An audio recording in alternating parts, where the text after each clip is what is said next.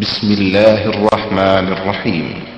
ومن أحسن قولا ممن دعا إلى الله وعمل صالحا وقال إنني من المسلمين. اللہ کرے ذوق بیان اور وہ زیادہ آپ نے ڈاکٹر محترم سے طویل اور مدلل اور اہم علمی و تحقیقی خطاب سماعت فرمایا سعودی عرب کے بارے میں، اور بہت سارے لوگوں کی غلط فہمیاں بھی دور ہوئی ہوں گی اس حکومت کے بارے میں یا اس مملکت کے بارے میں، اور اس میں کوئی شک نہیں ہے کہ سعودی عرب کی خدمات ایک پرے میں اور پورے عالم اسلام کی خدمات اگر ایک پرے میں رکھے جائیں تو سعودی عرب کا پرہ بڑھائے گا، کوئی شک نہیں۔ اتنی ایسی خدمات ہیں جو اگر گنائی جائیں تو پوری رات ناکافی ہوگی سعودی عرب کی، جو عام مسلمانوں کے لیے اور عالم اسلام کے لیے اور اسلامی دعوت کے لیے، توحید کے لیے اور عام مسلمانوں کے لیے، بلکہ پوری انسانیت کے لیے اگر سعودی عرب کی خدمات گنائی جائیں تو پوری رات ناکافی ہوگی۔ اللہ سے دعا ہے کہ اللہ ہم مسلمانوں کو ان کی خدمات کو سمجھنے اور ان کے بارے میں جو غلط فہمیاں ہیں دور کرنے کے اللہ توفیق عطا فرمائے، اور شیخ محترم کے خطاب کے ذریعے سے اللہ نے رائے حق پر آنے کی توفیق عطا فرمائے۔ اس کے بعد تیسرے خطاب کی باری ہے جس کا ہم تمام لوگوں کو شدت سے انتظار ہے، لیکن قبل اس لیے کہ اس خطاب کا آغاز اب بلا کسی تاخیر کے ہم اپنے اجلاس عام کی کارروائی کو آگے بڑھاتے ہیں شیخ محترم کو دعوت سخن دیتے ہیں کہ اپنے خطاب کا آغاز کرنا ہے، اور ہم سارے لوگ اچھی طرح سے جانتے ہیں شیخ محترم کی شخصیت ہمارے درمیان تعارف کو محتاج نہیں، ہر کوئی آپ سے واقف ہے۔ آپ کا نام نامی اس گرامی کی فضیلت الشیخ ابو عدنان محمد منیر محمد سیالکوٹی حفظہ آپ کا تعلق معروف اور مشہور شہر اقبال سیالکوٹ پاکستان سے ہے۔ آپ مختلف علمی و اعلیٰ ڈگریوں سے معاہد ہیں، شرعی کورٹ اور فخر میں ترجمان ہیں، تصنیف و تاریخ اور دعوت و تبلیغ آپ کا پیشہ ہے، سینکڑوں کتابوں کے مؤلف اور مصنف ہیں، اردو نیوز کی خصوصی اشاعت روشنی کے لیے آپ کی تعلیمیں باعث نور ہیں، دعوت و تبلیغ آپ کا اہم مشن ہے، مملکت کے اکثر اور بیشتر شہروں میں آپ کے تقریروں سے لوگ فیضیاب ہوتے ہیں، ریڈیو چلتا کے آپ کے نشریاتی پروگرام سامعین کے لیے مشعل راہ ہیں، انداز بیان سے افسوس ہے، زبان کی طاقت قلم کی قوت سے کم نہیں، دینی سوالات کی جواب دہی میں خاص مہارت رکھتے ہیں، اخلاق و کردار میں دور حاضر کے علماء و دعات کے لیے مشعل راہ ہیں، ان کی یہاں تشریف آوری ہمارے لیے باعث فخر و مسرت ہے۔ دل کی ادا گہرائیوں سے ہم دوبارہ شیخ محترم کا خوش آمدید مرحبا و ویلکم کرتے ہیں، اور بڑے ہی ادب و احترام کے ساتھ درخواست کرتے ہیں کہ آپ اپنے بیان کا آغاز فرمائیں اور اپنے پیغام کو سامعین کے دلوں میں اتارنے کی کوشش کریں، اور آپ تمام حضرات سے بھی بڑے ادب و احترام کے ساتھ اپیل ہے کہ تھوڑی دیر کے لیے دل و دماغ کے ساتھ حاضر ہو جائیں اور شیخ محترم کا ایمان افروز کا خطاب سماعت فرمائیں۔ دل سے جو بات نکلتی ہے اثر رکھتی ہے، پڑھنے کی طاقت پرواز مگر رکھتی ہے، بڑے فضل مشکور رحمۃ اللہ جزاک اللہ خیر حاصل ہے۔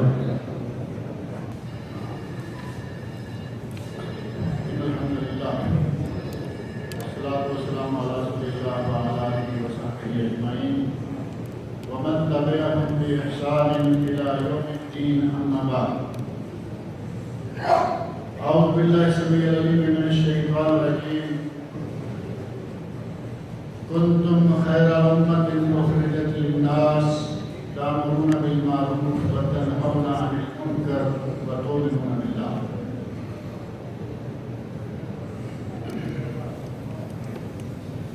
ہر قسم کی تعریف و توصیف اور حمد و ثنا خالق کائنات مالک ارض و سما کے لیے ہے، وہ خالق و مالک جس نے ہمیں انگنت نعمتوں سے نواز رکھا ہے، اس کی ہم مسلمانوں پر اتنی نعمتیں ہیں کہ اگر ہم انہیں گننا چاہیں، شمار کرنا چاہیں تو یہ بات ہمارے بس سے باہر ہے، حتیٰ کہ اللہ رب العزت نے خود اپنی کتاب مقدس قرآن کریم میں دو مقامات پر فرمایا ہے وَإِن تَعُدُّوا نِعْمَتَ اللَّهِ لَا تُحْصُوهَا، اگر تم اللہ کی نعمتوں کو گننا بھی چاہو تو گن نہیں سکتے۔ اللہ رب العزت کی عظیم نعمت ہے کہ اس نے ہمیں مسلمان بنایا ہے۔ آج ہم لا الہ الا اللہ محمد رسول اللہ پڑھنے والے ہیں، اس کے لیے بعید نہیں تھا کہ وہ ہمیں کسی ہندو فیملی میں پیدا فرما دیتا۔ آج ہم کسی مندر کی گھنٹیاں میں جا رہے ہو، عیسائیوں میں پیدا کر دیتا، کسی گرجے میں جا رہے ہو۔ اللہ رب العزت نے ہمیں مسلمان بنایا اور ہمیں حضرت محمد رسول اللہ صلی اللہ علیہ وسلم کا امتی بنایا، وہ نبی جو تمام انبیاء سے اعلیٰ اور سب کے سردار، اور ایک عظیم نعمت اس نے ہمیں یہ عطا فرمائی کہ اس نے ہمیں امت خیر کا فرد بنایا۔ جیسا کہ میں نے آیت پڑھی ہے، کنتم خیر امہ، سورۃ آل عمران کی آیت نمبر 110 میں اللہ فرما رہے ہیں، کنتم خیر امۃ اخرجت للناس، تم بہترین امت ہو جو لوگوں کے لیے برپا کیے گئے۔ لیکن بہترین امت کا فرد ہونے کے لیے اللہ رب العزت نے چھوٹی چھوٹی 3 ذمہ داریاں ہمارے کھاتے ڈال دی ہیں، تأمرون بالمعروف وتنہون عن المنکر وتؤمنون باللہ۔ یہ تینوں کام، تم نیکی کا حکم دیتے ہو، برائیوں سے روکتے ہو، اور اللہ کی ذات پر ایمان رکھتے ہو۔ تینوں کاموں میں سے کوئی کام اتنا ہے بھاری کہ ہمارے پاس میں نہ ہو؟ اللہ کی ذات پر ہمارا سب کا ایمان ہے یا نہیں؟ اتنے ٹھنڈے ہو گئے نا بیٹھے، سوال کا جواب تو دیں۔ اللہ رب العزت کی ذات پر ہم سب کا ایمان ہے یا نہیں؟ ہے۔ مطلب یہ ہوا کہ ایک ذمہ داری پوری ہو گئی، 3 ذمہ داریاں ہیں، 3 میں سے ایک پوری ہو گئی۔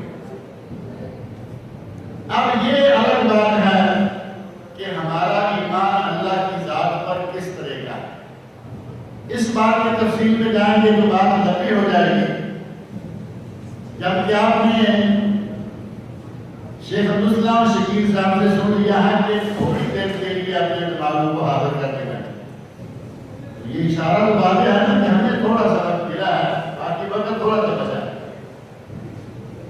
ہم اللہ کی ذات پر ایمان رکھتے ہیں، اللہ رب العزت ہمیں توفیق دے کہ ہمارا اس ذات پر ایمان صحیح ہو۔ اللہ کو جس طرح ماننا ضروری ہے، اس کی توحید کو اسی طرح ہم مانیں۔ اگر ایمان صحیح معنوں میں مکمل ہو جائے تو یقین جانے کہ دنیا کی سب سے بڑی دولت ہے۔ اور ابھی آپ کے سامنے شیخ محمد وسیم صاحب ڈاکٹر صاحب بیان کر رہے تھے کہ سعودی عرب میں آنے کے بعد ہم دیکھتے ہیں کہ ہمیں اور کچھ ملے نہ ملے، عموماً صحیح عقیدہ ہمیں مل جاتا ہے۔ اور یہ میں سمجھتا ہوں کہ دنیا کی بہت بڑی دولت ہے۔ اگر کسی نے پاکستان انڈیا میں ہوتے ہوئے 10-20 ہزار، آج کل ویزا سعودی عرب کا آپ کو معلوم ہے کافی مہنگا ہے، سعودی عرب کا ویزا 18,000 اور 20,000 کا مل رہا ہے۔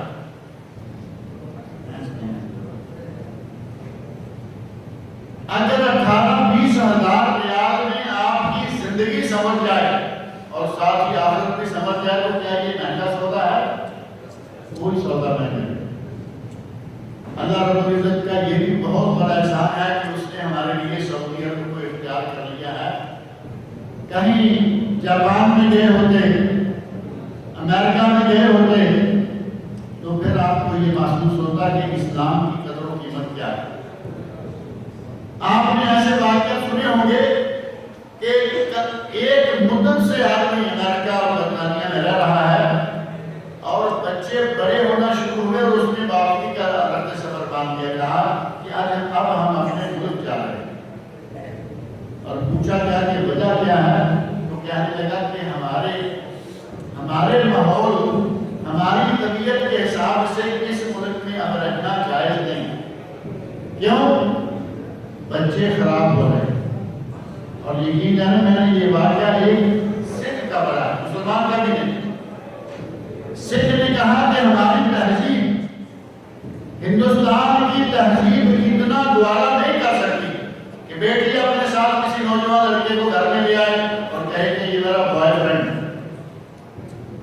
اور وہاں ہوتے ہوئے کسی باپ کو یہ جرأت نہیں ہے کہ بیٹی کو روکے، بیٹی بالغ ہو چکی. وہ کہتے ہیں جب اس کو کوئی نہیں روک سکتا.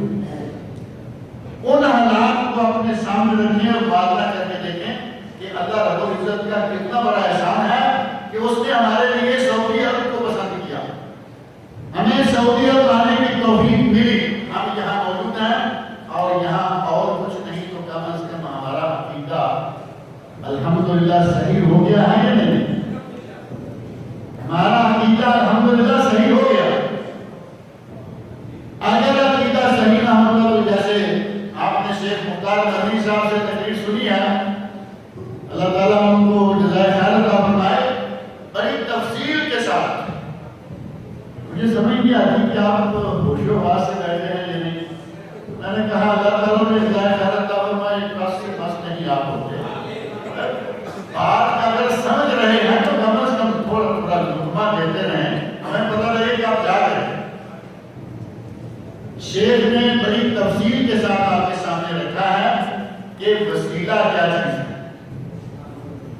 اور یہاں سعودیت میں آنے کے بعد یہ بڑا آسان ہو جاتا ہے کہ وسیلہ کیا ہے. اس کو سمجھیں.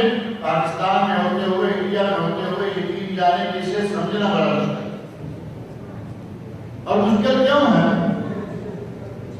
آپ گھر سے نکلے، سامنے ایک جھنڈا لگا ہوا ہے ہرے رنگ کا خوبصورت اور نیچے کوئی سرکار ہے. اس گلی سے پار گزرے، کہیں وہ پنجا لگا ہوا ہے پنجتن پاک والوں کی پارٹی جہاں رہتی ہے. آگے گزر جائیں، کہیں مزار، کہیں سرکار، کہیں دربار. آپ کو گلی گلی پر یہ بدعقیدگیاں ملیں گی. وہاں آپ کسی کو وسیلہ اور عقیدہ سمجھانے جائیں گے، وہ کہیں کہ گلی گلی میں یہی تو چل رہا ہے، تم ہمیں کیا ماننے کے جا رہے ہیں. اور ہمارے ایک پنجابی شاعر نے کہا، پنجابی ہیں نا یہاں تک لوگ؟ کتنے پنجابی ہیں؟ تھوڑے ہی ہیں، لیکن چلے اردو والوں کو سمجھ آ جائے گا انشاءاللہ، ترجمہ کر دیں گے. ہمارا پنجابی شاعر کہہ رہا ہے یہ تھے بندے تے کامے کامے نے اتنے سرکارہ ہی سرکارہ. اردو والوں کو سمجھ آئی ہے نہیں؟ سرکار کہتے ہیں یہ سرکار ہے، یہ سرکار ہے، یہ سرکار کا دربار ہے. کہتا ہے کہ عام بندے یہاں ہیں ہی نہیں، زیادہ تر سرکاریں ہی یہاں رہتی. اور یقین جانے کہ پاکستان کا انڈیا کا یہ ماحول بنا ہوا ہے کہ سرکار ہی سرکار ہے، دربار ہی دربار ہے.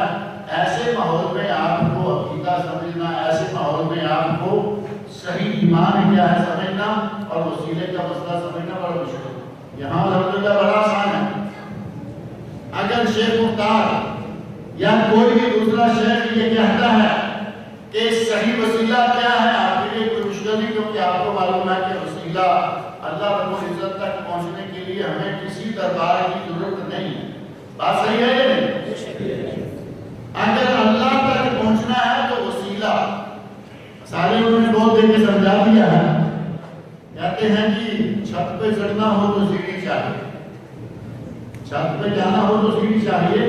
اور یقیناً چھت پہ جانے کے لیے سیڑھی چاہیے، وہ الیکٹرک ہو، وہ لفٹ ہو، وہ سیڑھی ہو، کچھ بھی.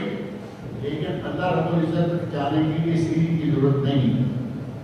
کیوں؟ قرآن کریم کھول کے دیکھیں، اللہ رب العزت نے ارشاد فرمایا نحن اقرب الیہ، نحن اقرب الیہ من حبل الورید. ہم اپنے بندے کی شہادت سے بھی اس کے قریب ہیں. سیڑھی کہاں جائیں؟ یہاں سیڑھی لے جانے کے لیے جگہ ہے، چھت بڑی دور ہے، اللہ اتنی دور نہیں ہے. اللہ ہماری شہادت سے بھی زیادہ ہے. اور پھر وہاں رہتے ہوئے ہمیں وسیلہ اور عقیدہ اور یہ چیزیں بڑی مشکل ہو جاتی ہیں، کیونکہ ہمارے گھروں میں، ہماری گلی میں، ہمارے محلے میں خود دربار موجود ہیں، سرکاریں موجود ہیں، اور کئی کئی کثر باہر سے آنے والی بڑی سرکاریں نکال دیتے ہیں۔ وہاں ہر 4-6 مہینے کے بعد باہر سے کوئی نہ کوئی بڑی سرکار آ جاتی ہے، کاروبار کو مصیبت بڑی ہوئی ہے، سرکار آئی ہوئی ہے، محلے والے اکٹھے ہو کے آ رہے ہیں، اور وہاں سرکاروں کا عالم آپ نے دیکھا ہوا ہے، سرکار چارپائی پہ بیٹھے ہیں، سارے پیر نیچے بیٹھے ہوئے۔ کبھی منظر دیکھا آپ نے یا نہیں؟ سرکار صوفے پر، کرسی پر، چارپائی پر گاؤں تار لگائے ہوئے بیٹھے ہوئے ہیں، گاؤں تکیہ لگا ہوا، کوئی پھاڑ پھاڑ سے، اور دوسرے بیچارے مسکین پیچھے بیٹھے ہوئے۔ یہ جانے ان سرکاروں اور آج کے صحیح معنوں میں اللہ والوں کے درمیان بڑا فرق ہے۔ میں نے آج ایک فوٹو دیکھا، ہمارے کسی بھائی نے ہمیں بھیج دیا، اس میں 2 چیزیں دکھائی گئی ہیں۔ ایک سرکار جو پاکستان یا انڈیا کی ہے، پیر صاحب افطاری کر رہے ہیں، ان کے سامنے آپ کو یہ ٹیبل اتنا تو میں سمجھتا ہوں دونوں ٹیبل ملائیں تو شاید پیر صاحب کی افطاری ہے، اور یہ دونوں ٹیبل بھرے ہوئے ہیں طرح طرح کے ہیں۔ میرے پاس موبائل میں ابھی یہ فوٹو موجود ہے، پیر صاحب اکیلے کھا رہے ہیں اور پیچھے مریض سارے کھڑے ہیں ایسے ہاتھ باندھ، انتظار کر رہے ہیں کہ سرکار فارغ ہوں گے تو پھر جو جھوٹا بچا ہوا ہوگا وہ کھائیں گے۔ ان کے ساتھ بیٹھ کر کھانے کی ضرورت نہیں، اور ساتھ ہی دوسرا فوٹو دیا ہوا ہے، اور وہ کون سی سرکار ہیں جن کو اس وقت پوری دنیا جانتی ہے۔ کوئی اچھے عقیدے کا ہو یا گندے عقیدے کا، نام لیتے ہی فوراً پہچان لیں گے کہ یہ کون سرکار ہے۔ یہ سرکار ہے شیخ ڈاکٹر عبدالرحمن السدیس، عبدالرحمن بن عبدالعزیز السدیس، امام حرم، رئیس شؤون الحرمین شریف ہیں۔ یقین جانیں کہ وہ نیلے رنگ کی یا ہرے رنگ کی وردی والے جو مزدور کام کرتے ہیں حرم میں، مزدور بیٹھے ہوئے ہیں، ان کے درمیان بیٹھ کے وہ افطاری کر رہے ہیں۔ اب آپ ہی بتائیے کہ 2 سرکاروں میں سے کون سرکار اچھی ہے؟ مزدوروں کے درمیان بیٹھ کے کھانے والے یا الگ بیٹھ کے مزدوروں کو سامنے کھڑا دیکھنے والے؟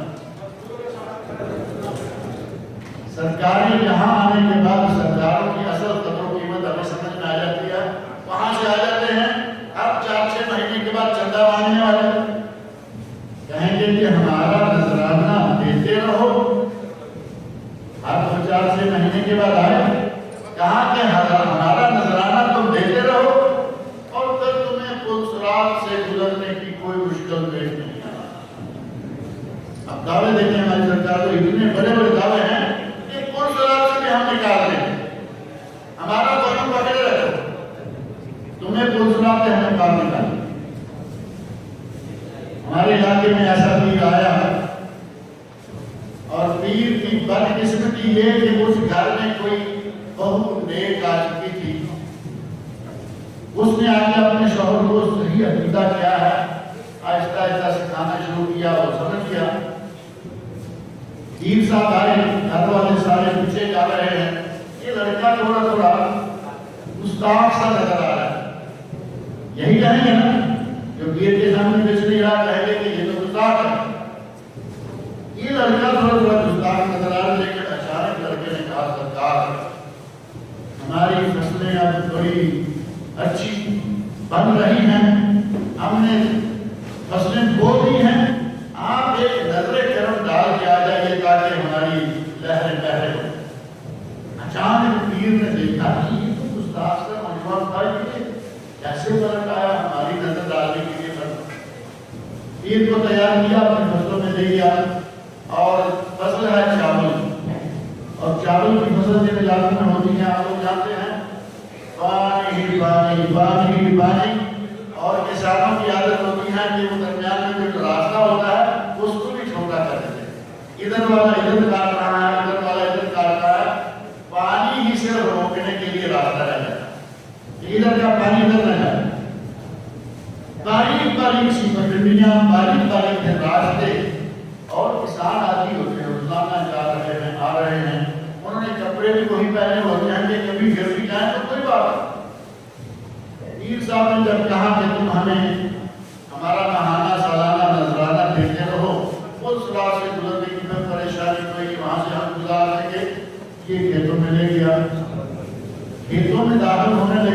کی جگہ آ گئی امتحان کی جگہ، تو اب پیر تھوڑا تھوڑا پیچھے کھسک رہا ہے کہ یہ آگے لگے گا، کیسے گزرنا ہے میں دیکھوں گا. وہ کہتا ہے کہ نہیں مائی باپ، آپ کے آگے تو ہم ہو نہیں سکتے. یہ آپ کو یہ ادب بھی معلوم ہے نا، ہم آپ کے آگے تو چل نہیں سکتے، تو آگے آپ کو چلنا. اب ایسے طریقے سے کہا کہ اب پیر کو ماننے کے سوا اور کچھ نہیں کر پڑی. پیر صاحب آگے لگے، 4-6-10 قدم ہوئے، دھرام سے پانی. پیر صاحب پانی میں، اور پانی گارا ہے، سادہ پانی بھی نہیں، نیچے گارا ہے، زیادہ بدل لگائی. اب مرید بجائے اٹھانے کے اس نے اپنا گھٹنا بھی اس کے اوپر رکھا اور کہا کہ ابھی گھر میں بیٹھے ہوئے کیا کہتے آیا ہے؟ کہتا ہے کہ یہ ہون دابا پھول سرابدہ جو بنے ہیں یہ بھی پنجابی، کیونکہ ہمارے پنجاب میں یہ پیر بہت اجے ہون دابا پھول سرابدہ جو بنے ہیں ایک بڑی باتوں کو ڈگ پہ اٹھانے ہیں. کہتا ہے کہ اتنا بڑا راستہ تھا، ہم روزانہ آتے جاتے ہیں تو کسی بڑے راستے سے گھر کے چلتے ہو، اور وہ پسلار تو ہم نے سنا ہے کہ بال سے باریک اور تلوار سے تیز ہے، اس کے اوپر سے تم ہمیں کیسے چلا رہے؟ تم تو اتنے بڑے راستے سے نہیں گزر سکتے. اب جہاں اس طرح کا ہر طرف سے کوئی نہ کوئی نئے سے نیا شکاری آتا رہے، وہاں عقیدے کو سمجھنا بڑا مشکل ہوتا ہے، وسیلہ کیا ہے وہاں سمجھانا بڑا مشکل ہوتا ہے. لیکن اگر اللہ رب العزت نے توفیق دی، یہاں آپ آگے ہیں، تھوڑی سی توجہ دیں کہ بڑی آسانی کے ساتھ عقیدہ سمجھ میں آ جائے. آپ کو یہ پتہ چل سکتا ہے کہ اگر وہاں ہمارے یہ بھی کہہ دیتے ہیں کہ ان سرکاروں کے بغیر کچھ ہوتا ہی نہیں. ایک بڑی مصیبت یہ ہے کہ ایسا کریں گے کہ یہاں ان کے بغیر کچھ ہوتا نہیں. منگنی میں پیر صاحب، شادی میں پیر صاحب، مر گیا تو پیر صاحب، پیدا ہو گیا تو پیر صاحب، کہتے ہیں کہ بغیر کچھ ہوتا ہی نہیں. اور یہاں آ کر کم از کم آپ کو یہ یقین ہو جاتا ہے کہ پیروں کے بغیر ہو سکتا ہے. اگر پیروں کے بغیر کچھ نہ ہوتا تو سعودی عرب میں کچھ نہ ہوتا، کیونکہ یہاں کوئی پیر نہیں. بات ہے نہیں؟ لیکن اس وقت سعودی عرب پوری دنیا کا مالدار ترین ملک، پیروں کے بغیر ایک ملک مالدار ترین ہو سکتا ہے، اور پیروں کے بغیر اس ملک کے لوگ جو ہیں وہ مالدار ترین ہو سکتے ہیں. اس کا مطلب یہ ہوگا پیروں کے بغیر کام چلتے ہیں، پیروں کے بغیر بھی کام چل سکتے ہیں. وہاں بڑی مشکل یہ کیا کہ جگہ جگہ قدم قدم پر کوئی آپ کسی علاقے کا نام لے لیں، آپ کو وہاں کی بڑی سرکار کا بھی پتہ مل جائے گا اور چھوٹی چھوٹی کئی سرکار کا پتہ چل جائے گا. اللہ رب العزت سے مختار صاحب کو جزائے خیر عطا فرمائے کہ انہوں نے بڑی تفصیل کے ساتھ اس موضوع کو بیان کیا ہے. ہمیں ایک واقعہ پیر صاحب کا اور یاد آتا ہے. کہتے ہیں کہ پیر صاحب اپنے بڑی ٹھاٹ کے ساتھ بیٹھے ہوئے ہیں، بیٹھے بیٹھے اٹھے. شیخ وسیم صاحب پیر صاحب بڑی ٹھاٹ سے بنے ہوئے بیٹھے ہیں، اٹھے، ڈنڈا لیا، کھا کھا کھا، 2-3 ڈنڈے زمین پہ مارے اور واپس آ کے بیٹھے. وہ گھر والے پریشان ہو گئے پہلے، اور وہ تو ظاہر ہے کہ ہمت نہیں کرتے نا کہ کہیں کہ پیر نے ایسا کیوں. الہ کسی نے کہا سرکار کیا ہوا، سرکار یہ کیا ہوا، آپ ایسے. کہتا ہے کہ میں نے دیکھا مکے کے قریب حاجی جا رہے تھے اور کچھ ڈاکو آئے اور ڈاکو حاجیوں کو لوٹنے لگے. میں نے ڈنڈے مار مار کے ڈاکو کو بھگا دیا، میں نے ڈنڈے مارے ہیں ڈاکو بھاگے. اب یہ پیر صاحب ہندوستان میں بیٹھے ہیں، مکے کے قریب سے حاجیوں کو بچا دیا، ڈاکو بھگا دیے. گھر والوں میں سے صاحب عقیدہ لوگ بڑی جلدی پہچان جاتے ہیں کہ یہ کیا کھیل کھیل رہا ہے، یہ کیا ہمیں اردو بنا رہا ہے. خاتون نے چاول پکایا. اب چاول آپ نے بننا شروع ہو گئے ہیں، بات ہماری سنیں، چاول لیتے جائیے، چاول بھی لیتے جائیے، بات کی طرف توجہ کریں. خاتون نے چاول پکایا، تیار کیے، ٹرے کی جو حضرت صاحب کے آگے رکھی تھی سرکار کے سامنے، اس ٹرے پریسر ٹرے کے سینٹر میں گھی ڈالا، گھی کے اوپر شکر ڈالی اور اوپر چاول ڈالا. ہم تو الٹا کرتے ہیں نا کھاتے ہیں. لیکن خاتون کو دیکھنا تھا کہ ہماری سرکار کہاں تک پہنچی ہوئی. کہتے ہیں نا یہ بڑی پہنچی ہوئی سرکار. اب اس خاتون نے دیکھنا ہے کہ خاتون کتنی یہ پیر کتنے پہنچے ہوئے ہیں، اور گھر والوں کا جو عقیدہ ہے وہ ان کو بتانا ہے کہ تمہیں کس کو مانے ہوئے ہو اور کس آدمی نے تمہیں الو بنایا ہو. ٹرے اٹھائی سرکار کے سامنے جا کے رکھ. اب سرکار کبھی ٹرے کو دیکھتے ہیں، کبھی کسی گھر والے کا منہ دیکھتے ہیں، میرے سامنے کیا رکھا. اور آپ کو معلوم باسمتی چاول پکے ہوئے ہو، باسمتی لمبا لمبا دانا، اور وہ ابلے ہوئے ہوں. بریانی وغیرہ میں تو چاول گیلے ہو جاتے ہیں نا، ابلے ہوئے چاول ہوں اس طرح پلیٹ میں ڈالے جائیں وہ کھڑے کھڑے چاول نظر آتے ہیں. وہ چاول پیر کو دیکھ رہے ہیں، پیر چاول کو دیکھ رہا ہے، کھا نہیں سکتا. کیا میں آپ کیا کھاؤں؟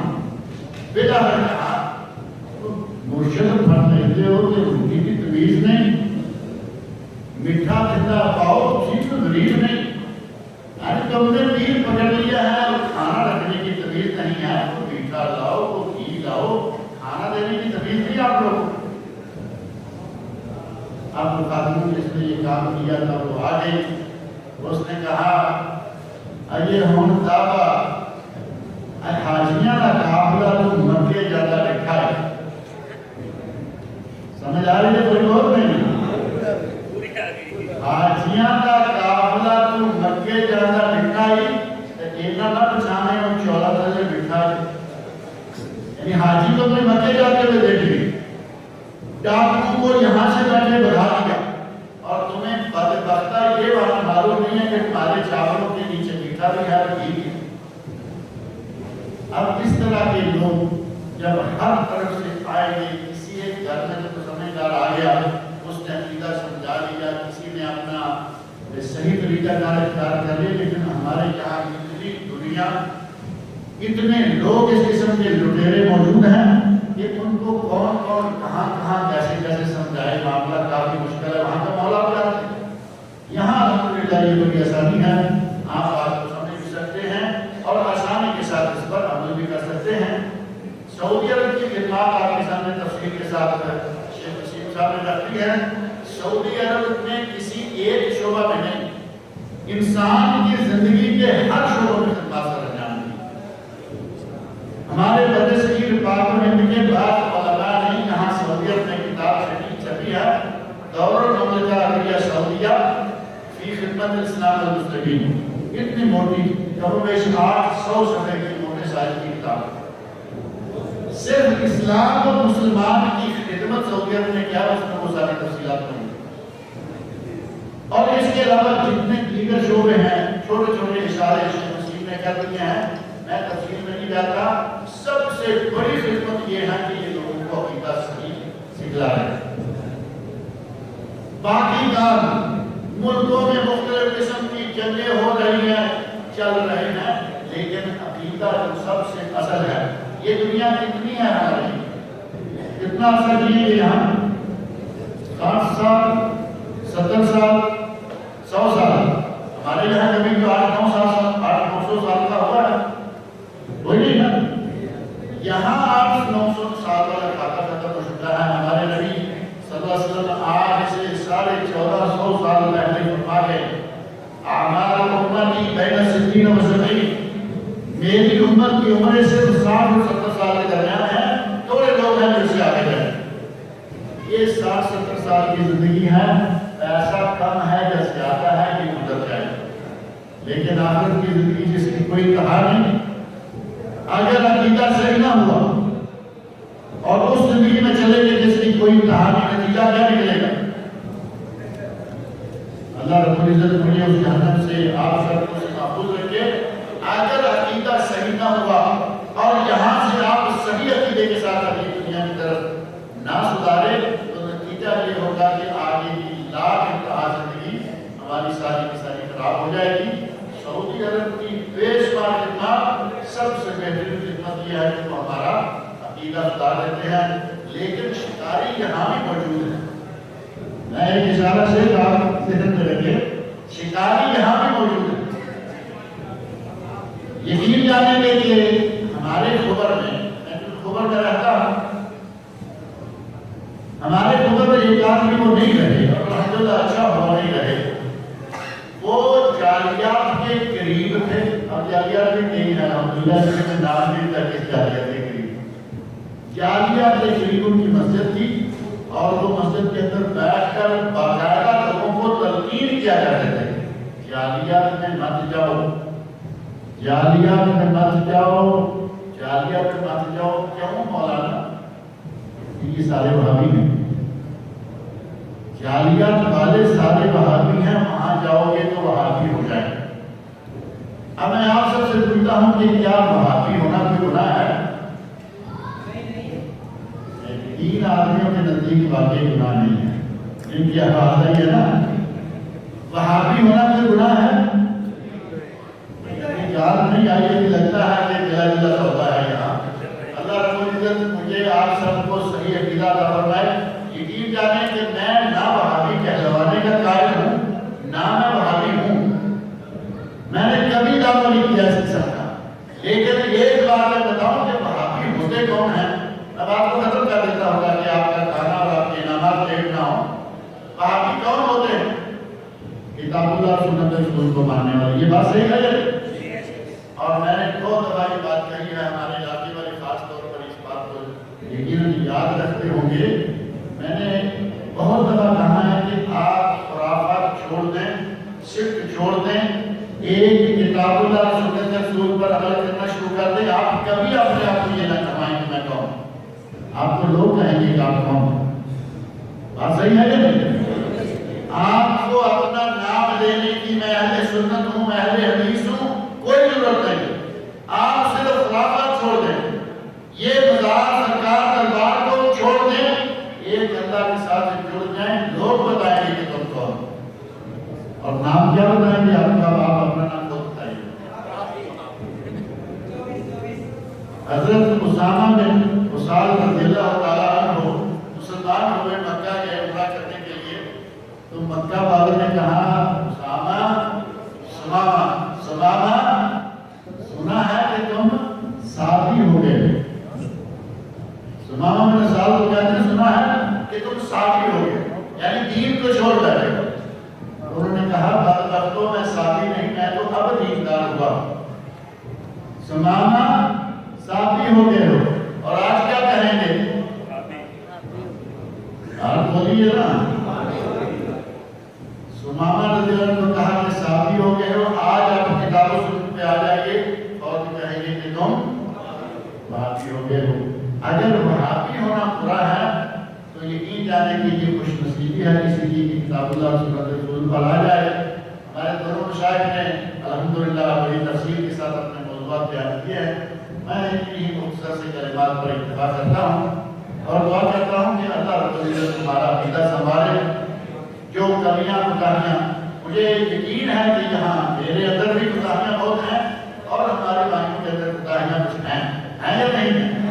یقیناً ہیں. اللہ تعالیٰ ہمیں اپنی کوتاہیاں دور کرنے کی توفیق عطا فرمائے. کوتاہیاں عقیدے کی ہوں، کوتاہیاں عمل کی ہوں، کوتاہیاں اخلاق کی ہوں. ایک بات یہ بھی ذہن میں رکھ لے جاتے جاتے میں کہہ دوں، ہمارے یہاں سالڈ اور بہترین عقیدے والے لوگ اخلاقی اعتبار سے ذرا بہت بدلے ہوئے. میرا خیال ہے کبھی آپ نے تجربہ کیا ہے، کہیں گے کہ میں کتاب و سنت کے سوا کسی چیز، اور جب کسی چیز کو نہیں مانتا تو پھر ایسے موقع پہ ایسے مقام پہ آ جاتے ہیں کہ وہ پھر کسی کو بھی نہیں مانتے. اخلاقی حدود، اخلاقیات بڑی اہم چیز ہے. ہم جب اس معاملے میں آتے ہیں کہ ہمارا الحمدللہ عقیدہ صاف ہے، بہت بڑی بات ہے. لیکن شیطان ہمیں کہیں دوسری طرف بہکا لے جاتا ہے کہ عقیدہ تمہارا ٹھیک ہے، جنت تمہاری ہے، تم ٹھیکیدار ہو جنت میں. یہ کون ہوتے ہیں؟ ہم دوسروں کے ساتھ بد اخلاقی سے پیش آنا شروع ہو جاتے ہیں. اور ہمیں یقین جانے پہ اپنے بہت سارے لوگوں کا خاص طور پر اس معاملے میں یہ جب پہنچتا ہے کہ وہ ایسا ہے ویسا ہے تو اچھا نہیں لگتا. ہماری درخواست ہے کہ اپنے اخلاق کو سنائیں. عقیدہ سب سے پہلے اور عمل تو ظاہر ہے کہ ارکان اسلام ہے، ہم کو عمل تو کرنا ہی کرنا ہے. اخلاق کو سنبھالے. نبی اکرم صلی اللہ علیہ وسلم نے اخلاق کی بڑی ہی زیادہ تعلیم دی، بلکہ فرمایا کہ مجھے تو بھیجا ہی اخلاق کی دعوت کرنے کے لیے. انما بعثت لأتمم مكارم الأخلاق، اخلاق سوارے تو اتنے تعالیٰ دنیا و آخرت سمجھ جائے کہ اللہ تعالیٰ مجھے اور آپ سب لوگوں کو نیک عمل کی توفیق عطا فرمائے، اور انشاءاللہ تعالیٰ خوش نصیبوں کو بھی انعامات میں ملیں گے۔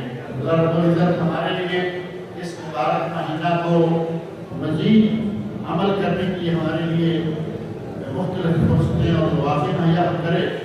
ابھی چند دنوں کے بعد عشرہ، یعنی 2 دن رہ گئے، عشرہ اخیر شروع ہونے والا ہے جس میں لیلۃ القدر ہے۔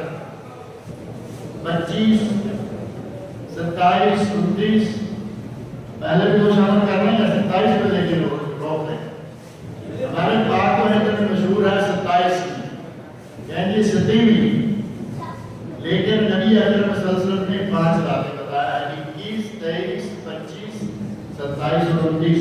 ان راتوں میں سے ایک رات ہے لیلۃ القدر۔ کوشش کریں کہ اس سال لیلۃ القدر کو پا لیں۔ ہماری عمریں 60-70 ہیں، لیکن اللہ نے ہمیں، اللہ کے نبی نے ہمیں اتنے اچھے اچھے نسخے بتائے ہیں کہ اگر 2-4 سال ہم اس رات کو پا لیں تو کام بن جاتا ہے۔ اللہ رب العزت ہم سب کو اس سال لیلۃ القدر کو پانے کی توفیق عطا فرمائے۔ قرآن کریم کی تلاوت کیا کیجیے کیونکہ یہ ماہ قرآن ہے۔ اللہ سے دعا مانگے اللہ تعالیٰ مجھے آپ سب کو بخشے کیونکہ یہ ماہ قرآن بھی ہے۔ اللہ تعالیٰ مجھے اور آپ سب کو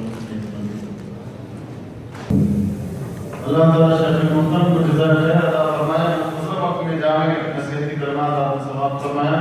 اللہ سے دعا ہے کہ اللہ ہمیں ان باتوں کو جاننے اور سننے سمجھنے کے بعد پر عمل کرنے کی توفیق عطا فرمائے۔ اللہ تعالیٰ ہمارے عقیدہ اور منہج کی اصلاح فرمائے، نیک عمل کی توفیق عطا فرمائے۔ رمضان میں ہمارے روزوں، عبادتوں اور افطار کرنے کا اعمال اللہ تعالیٰ